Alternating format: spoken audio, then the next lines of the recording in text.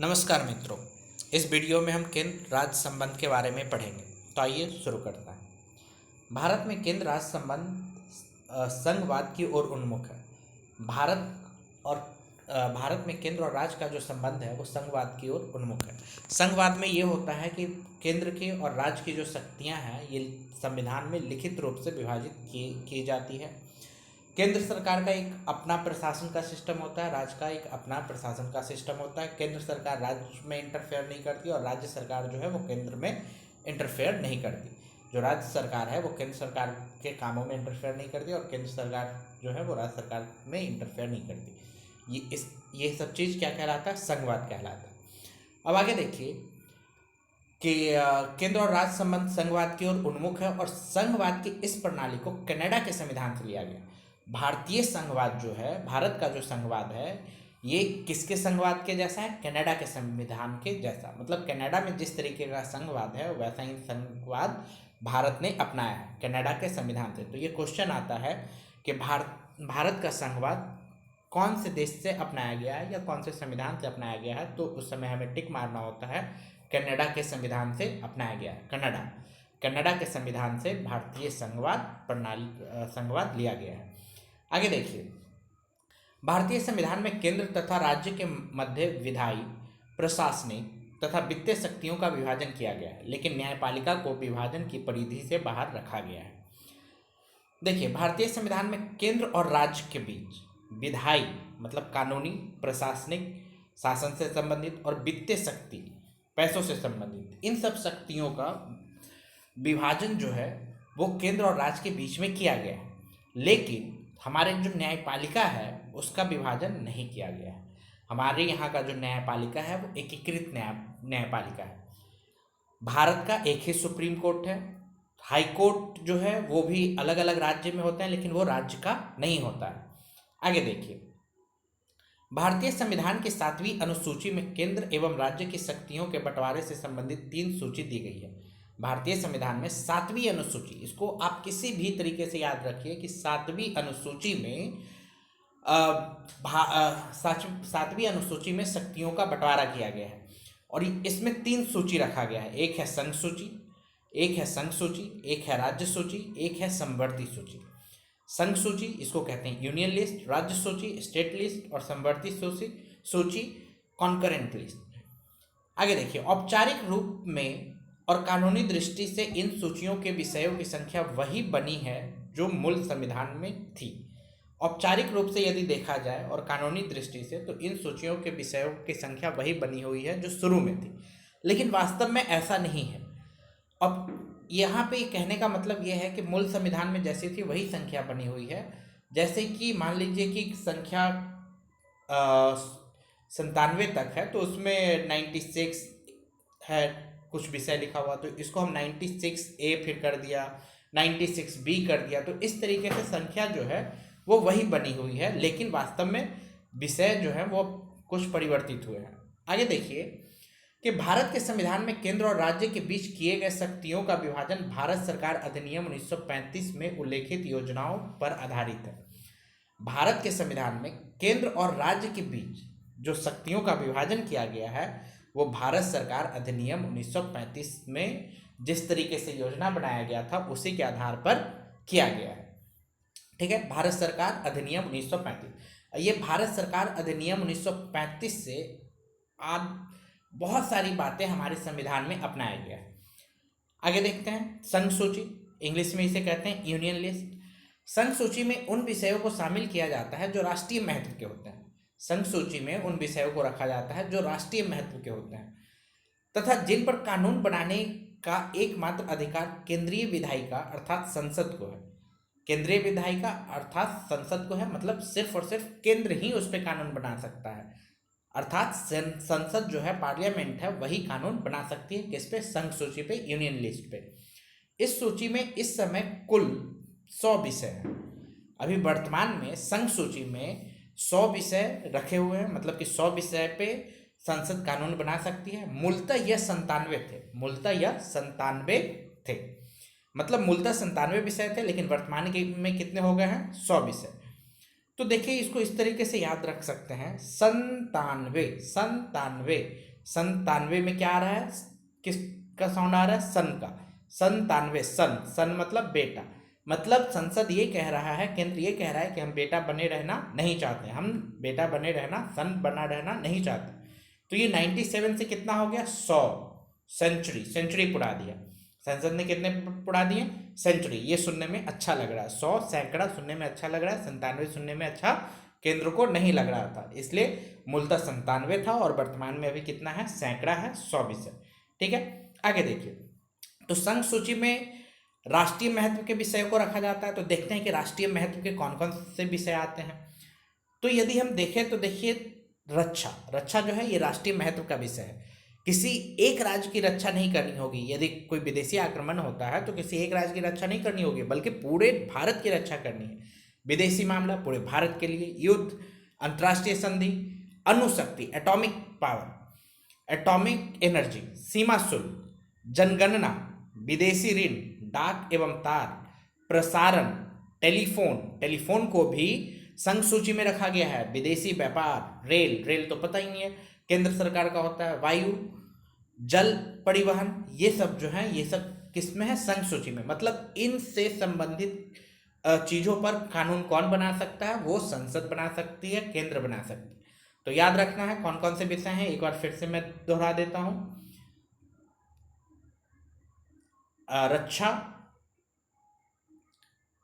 रक्षा, विदेशी मामला, युद्ध, अंतर्राष्ट्रीय संधि, अणुशक्ति, एटॉमिक एनर्जी, सीमा शुल्क, जनगणना, विदेशी ऋण, डाक एवं तार, प्रसारण और टेलीफोन भी जो है वो किस में है, संघ सूची का विषय है। अब आगे देखिए, राज्य सूची,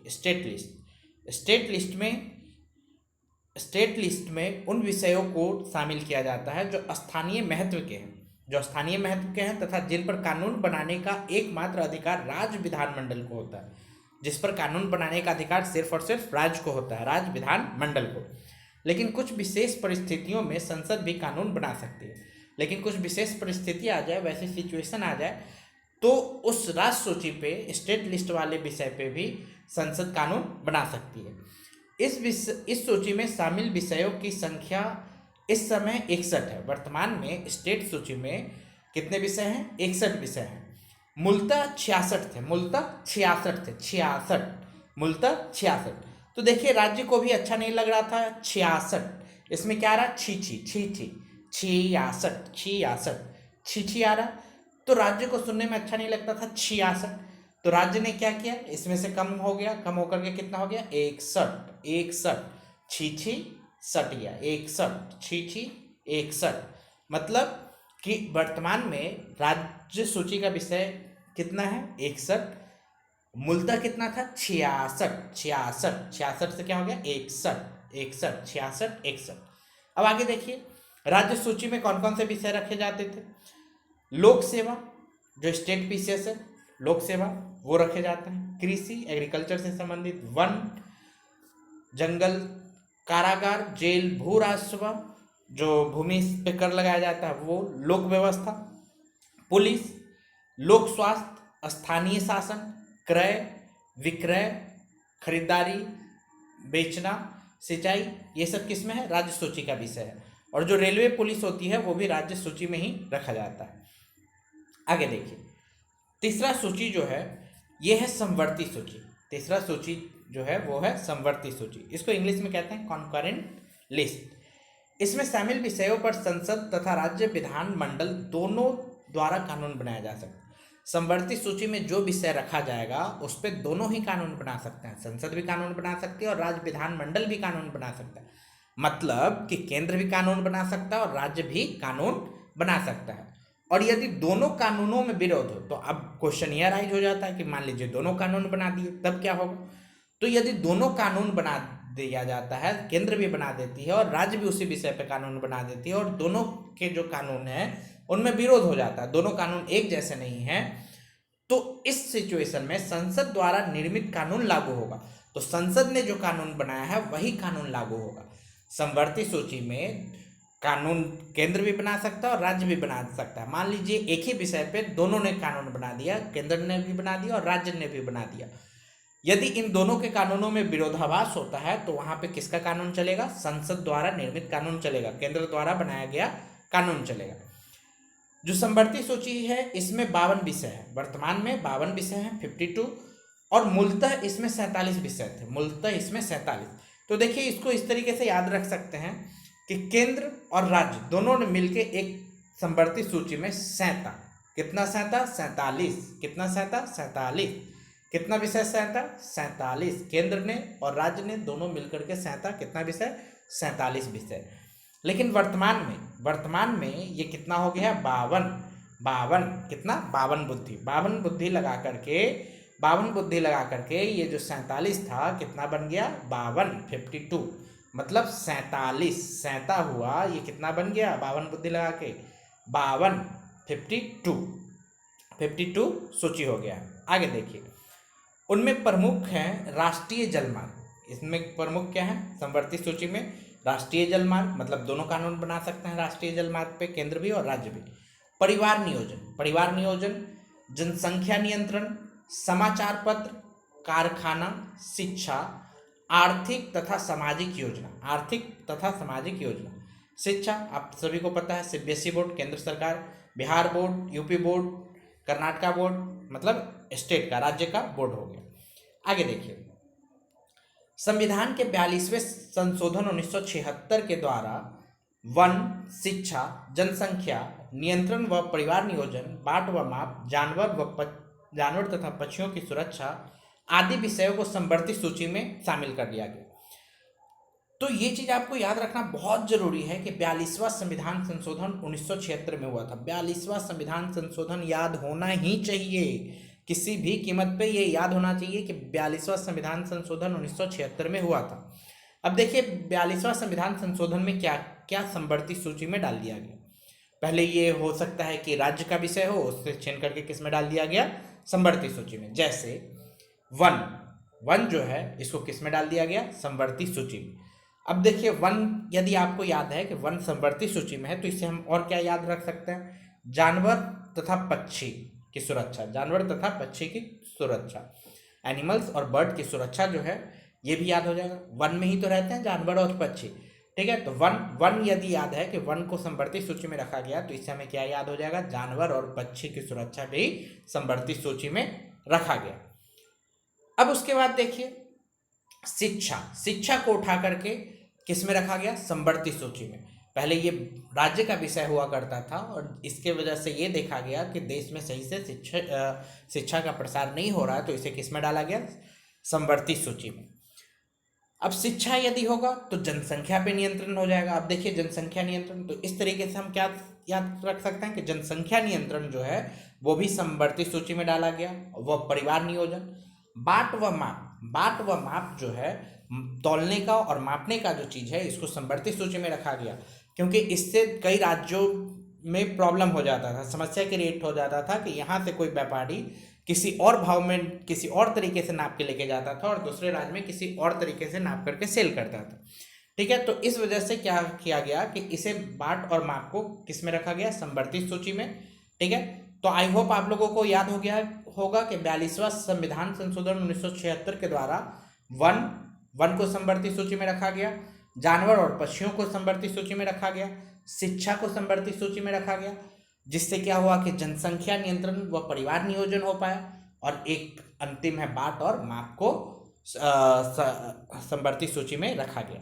आगे देखिए अवशिष्ट विधायी शक्तियां। तो जब ये 3 सूची बनाया जा रहा था, संघ सूची, तो देखिए संघ सूची जो ये सारे के सारे कहाँ पे हैं? 7वीं अनुसूची में, ठीक है। 10 अनुसूचियां दे रखी हैं, तो उसमें से ये जो 12 अनुसूची है, उसमें से ये जो 7वीं अनुसूची है, 7वीं अनुसूची में रखा गया है संघ सूची, राज्य सूची और समवर्ती सूची। तो जिस समय ये सूची बन रहा था उस समय लोगों को पता था, संविधान निर्माताओं को पता था कि भविष्य में वक्त बदलेगा और वक्त बदलने के साथ नए नए विषयों पे कानून बनाने की जरूरत पड़ेगी। तो उस समय संघ में केंद्र में और राज्य में विवाद खड़ा हो जाएगा। इसकी वजह से उन्होंने संघ सूची, समवर्ती सूची और राज्य सूची तो रखा, साथ में एक अवशिष्ट विधायी शक्ति लेके आया, जिसके तहत ये कहा गया कि जो संघ सूची, राज्य सूची और संवर्ती सूची में नहीं होगा और उस विषय पे कोई कानून बनाने की जरूरत पड़ेगी तो वो अपशिष्ट विधायी शक्ति के तौर पे केंद्र के पास जाएगा। मतलब उस पे कानून कौन बना सकता है? केंद्र बना सकता है। जैसे जिस समय हमारा संविधान बन रहा था उस समय इंटरनेट, मोबाइल फोन, ईमेल, इन सब चीज़ों का जमाना नहीं था, लेकिन आज है। तो आज इस चीज़ पे कानून कौन बनाएगा? केंद्र सरकार बनाएगी। ठीक है, केंद्र बनाएगी, संसद बनाएगी, पार्लियामेंट बनाएगी। तो देखिए, अपशिष्ट विधायी शक्ति, जिन विषयों को संघ सूची, राज्य सूची और संवर्ती सूची में नहीं शामिल किया गया, उन पर कानून बनाने का अधिकार संसद को प्रदान किया गया है। अब आगे देखते हैं, राज्य सूची के विषयों पर कानून बनाने की संसद की शक्ति। राज्य सूची, अभी मैंने बताया कि राज्य सूची पे सिर्फ राज्य ही कानून बना सकता है, लेकिन कुछ ऐसे सिचुएशन हो जाते हैं जिसमें संसद भी कानून बना सकती है। तो देखिए वो किस आर्टिकल के तहत और किस समय वो बना सकते हैं, किस क्या तरीका है। तो देखते हैं, संविधान के अनुच्छेद 249 में यह प्रावधान किया गया है कि यदि राज्यसभा अपने उपस्थित तथा मतदान करने वाले सदस्यों के 2/3 बहुमत से यह पारित कर दे कि राष्ट्रीय हित को ध्यान में रखकर संसद राज्य सूची के विषय पर कानून बनाए, तो संसद को राज्य सूची में वर्णित विषयों पर कानून बनाने की शक्ति प्राप्त हो जाती है। संसद द्वारा इस प्रकार बनाया गया कानून 1 वर्ष के लिए परिवर्तनीय होता है, लेकिन राज्यसभा द्वारा पारित कर इसे बार बार कई वर्षों के लिए बढ़ाया जा सकता है। तो देखिए, इसमें है कि संसद जो है वो राज्य सूची के विषयों पे कानून बना सकती है। किस आर्टिकल के तहत? Article number 249, 249। तो इसको याद रखने का तरीका पहले सीखिए कि राज्य सूची पे संसद किस आर्टिकल के तहत या कानून बना सकती है। 249, तो इसके प्रोनाउंसिएशन पे ध्यान दीजिए। 249, 249, 49, चांस, 49, 49, 249, 249, 49, मतलब कि दो क्या दो? चांस दो। कितना दो? चांस दो। दो हमें चांस दो। राज्य केंद्र सरकार कह रही है राज्य सरकार के कि हमें चांस दो, हमें कानून बनाने का चांस दो। 249। तो इस तरीके से हम याद रख सकते हैं कि आर्टिकल 249, 49, आर्टिकल 249, 249 के तहत जो संसद है वो राज्य सूची के विषयों पर कानून बना सकती है। अब बनाने का कंडीशन ये है कि राज्यसभा में उपस्थित और तथा मतदान करने वाले, राज्यसभा में जितने उपस्थित हैं और जिन्होंने मतदान किया है करने वाले सदस्य हैं, वो 2/3 बहुमत से इसे पारित करें। मतलब यदि किसी विषय पे मान लीजिए कानून बनाना चाहते हैं राज्य सूची के विषय पे, तो उस विषय पे कानून बनाने के लिए राज्यसभा, लोकसभा नहीं, कहाँ? राज्यसभा में उपस्थित तथा मतदान करने वाले सदस्यों की जो बहुमत होनी चाहिए वो 2/3 होनी चाहिए। मतलब कि उस प्रस्ताव को 2/3 बहुमत से पारित करना होगा। यदि 2/3 बहुमत से पारित कर दिया तो राज्य सूची के विषय पे कानून बनाया जा सकता है। और राष्ट्रीय हित को ध्यान में रखकर संसद राज्य सूची के विषयों पर कानून बनाए। तो संसद को राज्य सूची में वर्णित कानून बना लेता है। अब ये देखिए, संसद ने जो राज्य सूची पे कानून बनाया है, राज्यसभा के 2/3 बहुमत पारित करने के बाद जो संसद ने कानून बनाया है वो कानून 1 वर्ष तक लागू रहेगा। कितने वर्ष तक? 1 वर्ष तक, मात्र 1 वर्ष तक लागू रहेगा। लेकिन राज्यसभा द्वारा पारित कर इसे बार बार कई वर्षों के लिए बढ़ाया जा सकता है। एक कानून बना, वो कानून 1 वर्ष तक तो लागू रहेगा, लेकिन यदि राज्यसभा इसको बार बार 2/3 बहुमत से पारित करते रहती है तो इसे कई वर्षों तक बढ़ाया जा सकता है। जब तक पारित करते रहेगी तब तक वो कानून कई वर्षों तक चलता रहेगा। मतलब राज्य सूची पे बनाए हुए कानून कई वर्षों तक चलता रहेगा। यदि राज्यसभा पारित नहीं करती है तो वो कानून जो है 1 वर्ष तक ही चलेगा और 1 वर्ष बाद वो अपने आप स्वतः ही समाप्त हो जाएगा। आगे देखिए,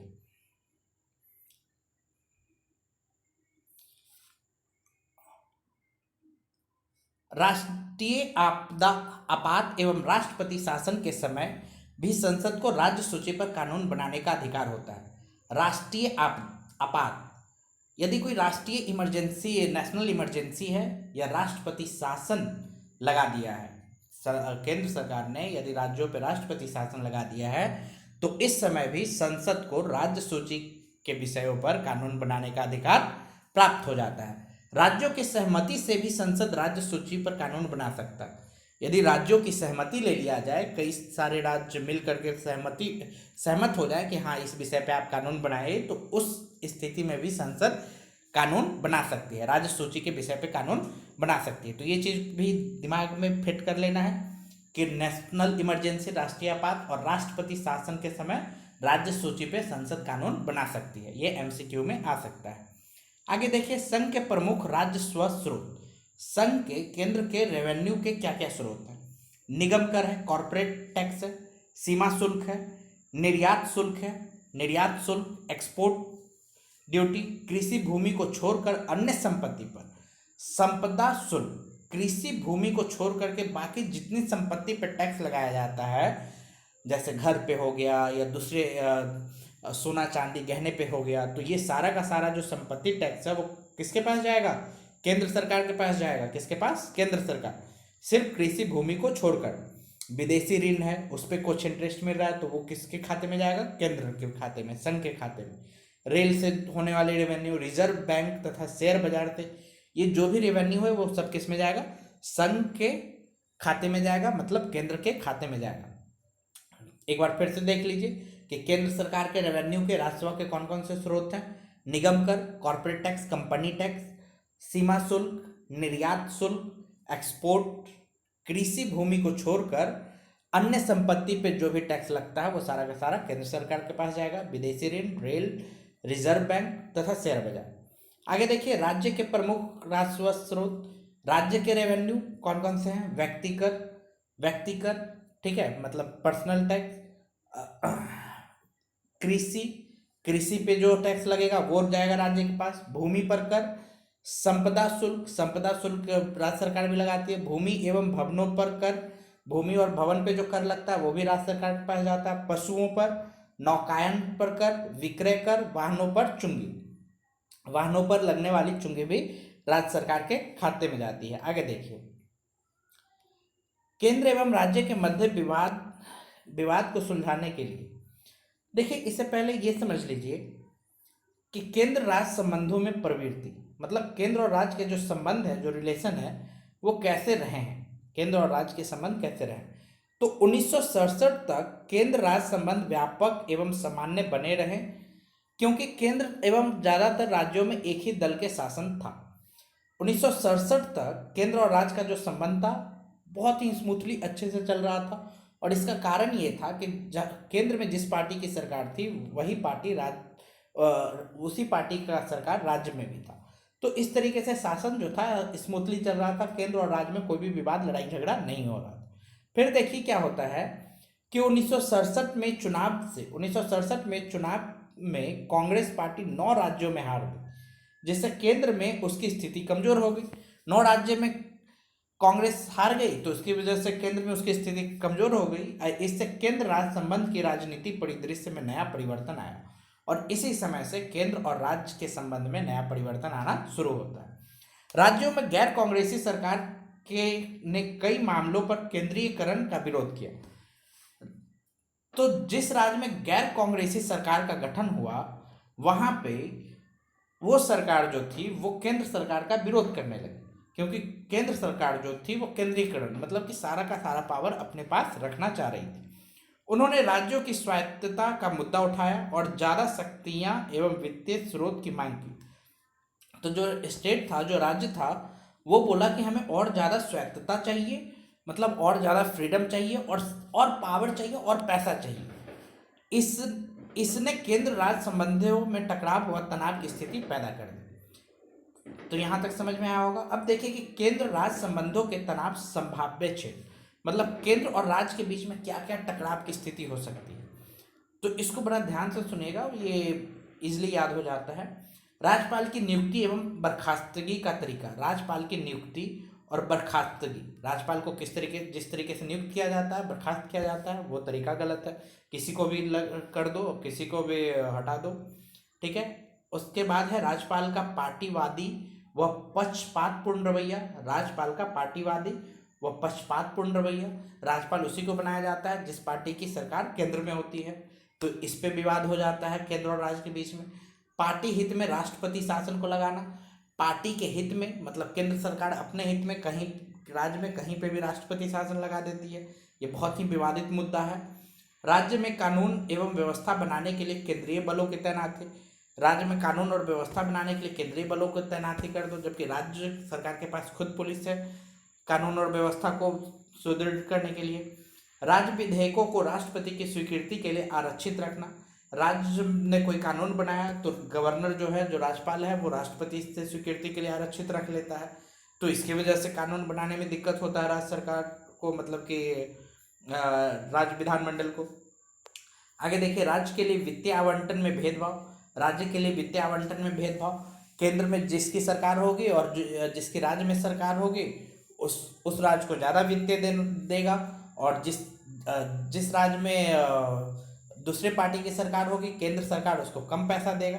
तो ये विवाद हो जाता है। राज्य नीतियों के अनुपालन में योजना आयोग की भूमिका, अखिल भारतीय सेवाओं आईएएस आईपीएस और आईएफएस का प्रबंधन। आईएएस जो होता है ये केंद्र सरकार का होता है और इसको राज्यों में नियुक्त कर देते हैं, इसकी वजह से विवाद हो सकता है। राजनीतिक उद्देश्यों के लिए इलेक्ट्रॉनिक मीडिया का प्रयोग, राजनीतिक उद्देश्य के लिए इलेक्ट्रॉनिक मीडिया यूज करना। मुख्यमंत्रियों के विरुद्ध जांच आयोग की नियुक्ति, जो सीएम होते हैं, सीएम राज्य में होते हैं, उनके विरुद्ध जांच आयोग की नियुक्ति कर देता है केंद्र सरकार। केंद्र एवं राज्यों के मध्य वित्तीय हिस्सेदारी, पैसे की हिस्सेदारी पे विवाद हो जाता है। राज्य सूची में केंद्र द्वारा अतिक्रमण, राज्य की सूची के जो विषय है उस पर भी केंद्र घुस करके कोई कानून बनाने लगता है। तो इन सब विवाद होते रहे। तो इन सब विवादों से बचने के लिए, इन विवादों को निपटाने के लिए कई बार समितियां गठित की जाती है और उनसे सुझाव मांगा जाता है कि ऐसा क्या किया जाए कि केंद्र और राज्य के बीच में विवाद ना हो। तो देखते हैं, ये जो कुछ समितियां हैं इनको याद रखना बहुत ही जरूरी है, ये एग्जाम में आते हैं। केंद्र एवं राज्यों के मध्य विवाद को सुलझाने के लिए मुख्यतः 4 आयोग गठित किए गए हैं। केंद्र और राज्य, सेंटर और स्टेट के बीच में लड़ाई को सुलझाने के लिए 4 आयोग का गठन किया गया है मुख्यतः, जो इस प्रकार है। पहला है प्रशासनिक सुधार आयोग, दूसरा है राजमन्नार आयोग, तीसरा है भगवान सहाय समिति एवं सरकारिया आयोग। तो एक बार फिर से सुन लीजिए, प्रशासनिक सुधार आयोग, राजमन्नार आयोग, भगवान सहाय समिति एवं सरकारिया आयोग।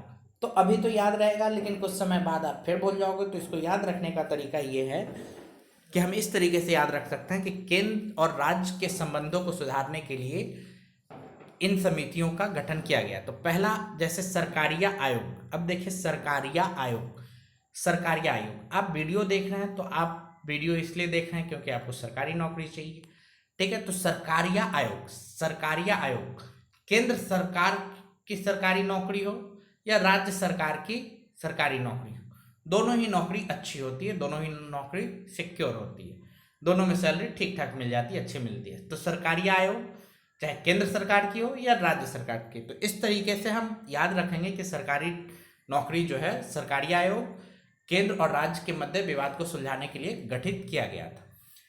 अब उसके बाद देखिए, भगवान सहाय समिति।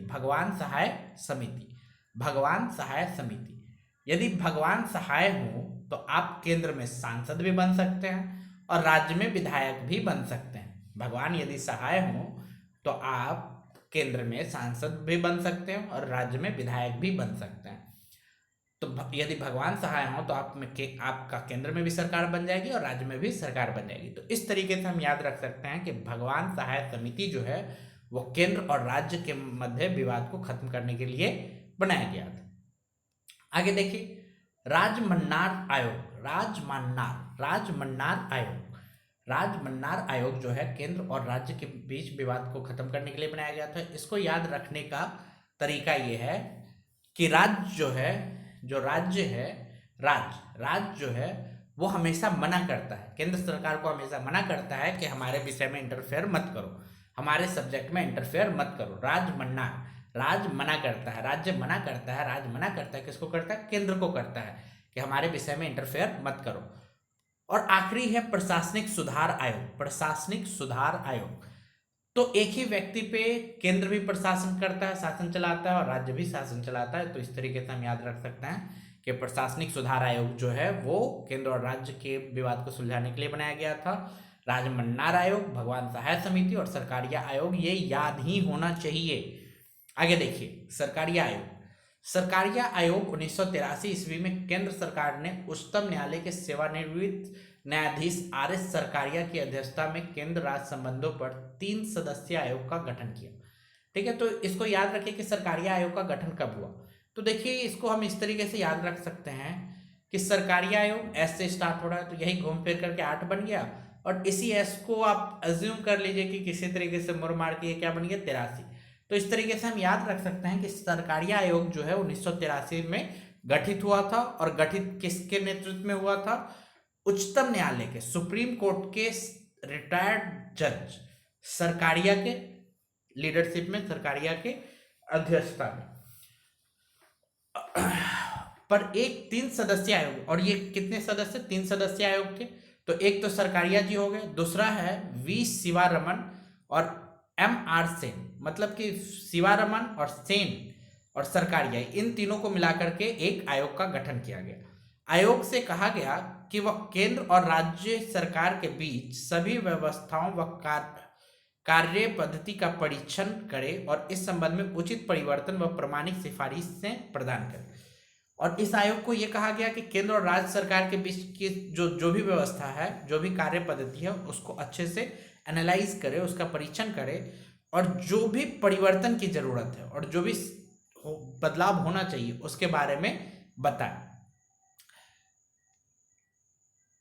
इसे अपने काम को पूरा करने के लिए 1 वर्ष का समय दिया गया, 1 साल का समय दिया गया कि आप 1 साल में केंद्र और राज्य के बीच के कार्यों का परीक्षण करें और उसके बाद बताएं। लेकिन इसका कार्यकाल 4 बार बढ़ाना पड़ा। लेकिन इसका कार्यकाल कितने बार बढ़ाया? 4 बार बढ़ाया।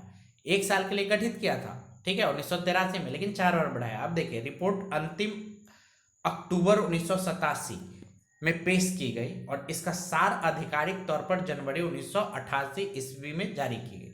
मतलब 1988 ईस्वी में अंतिम रूप से इसका सार जारी किया गया, जबकि गठित कब हुआ था? 1983 में। 5 साल लग गए, 1 साल का काम 5 साल खींच गया। अब आगे देखिए, आयोग ने केंद्र राज्य संबंधों को सुधार की दिशा में 247 सिफारिश प्रस्तुत कर दी, और इन 5 सालों में ये सरकारिया आयोग ये समझ बूझ करके कितनी सिफारिशें लिखी? 247 की। इन 247 सिफारिशों को आप मान लीजिए केंद्र और राज्य के बीच में लड़ाई झगड़ा खत्म हो जाएगा। अब आगे देखिए पुंछी आयोग। पुंछी आयोग जो है अप्रैल 2007 ईस्वी में, कब? अप्रैल 2007 ईस्वी में पुंछी आयोग 2007, पूंछ के साथ ही पक्षी उड़ती है, तो 7 से पूंछ के साथ ही पक्षी उड़ती है। तो अप्रैल 2007 ईस्वी में केंद्र सरकार ने केंद्र राज्य संबंधों की समीक्षा के लिए सुप्रीम कोर्ट के उच्चतम न्यायालय के भूतपूर्व मुख्य न्यायाधीश, इस बार किसको? मुख्य न्यायाधीश को नियुक्त किया गया। मुख्य न्यायाधीश मदन मोहन पुंछी की अध्यक्षता में एक आयोग का गठन किया गया। मदन मोहन पुंछी की अध्यक्षता में 2007 में इनकी गठन किया गया। मदन मेरे मामा का नाम है, मोहन भी मेरे मामा का नाम है, और ये दोनों जुड़वा हैं, एक साथ पैदा हुए थे, एक साथ। तो इस तरीके से आप याद रख सकते हैं कि 2007 में मदन मोहन पुंछी की अध्यक्षता में पुंछी आयोग का गठन किया गया। इस आयोग के अन्य 4 सदस्य थे। एक थे धीरेन्द्र सिंह, विनोद कुमार, प्रोफेसर NR माधव मेनन और डॉक्टर अमरेश बागची। फरवरी 2008 ईस्वी में डॉक्टर बागची के निधन के पश्चात विजय शंकर को आयोग के एक सदस्य के रूप में अक्टूबर 2008 ईस्वी में नियुक्त किया गया।